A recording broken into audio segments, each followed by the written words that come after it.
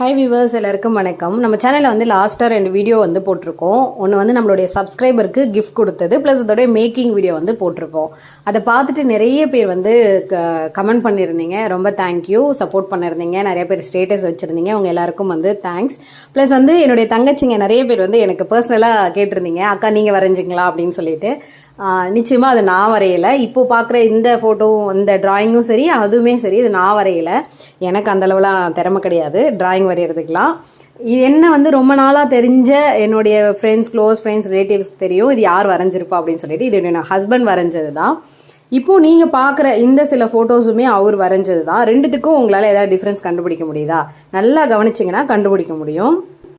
இது எல்லாமே பார்த்தீங்கன்னா ஒரு நார்மல் A4 ஷீட்டில் ஒரு பென்சில் யூஸ் பண்ணி வரைஞ்சது. அந்த ஃப்ரேமில் இருக்க ட்ராயிங்ஸ்லாம் வந்து ட்ராயிங் ஷீட்டில் சார்கோல் பென்சில் யூஸ் பண்ணியிருப்பாங்க. ஏன்னா கொஞ்சம் ஃப்ரேமில் போடணும், அது நல்லா தெரியணுன்றதுக்காகண்டி. பட் ரெண்டுமே பார்த்தீங்கன்னா ஒரு சிங்கிள் பென்சில் யூஸ் பண்ணது தான். ஸோ இது வந்து லாங் லைஃப் தான். ஏன்னா இந்த ட்ராயிங்குமே பார்த்தீங்கன்னா ரொம்ப வருஷம் ஆகுது வரைஞ்சி. இப்போ சும்மா இப்போ தான் எடுத்து எல்லாத்தையும் பார்த்து ஆட் பண்ணியிருக்கேன்.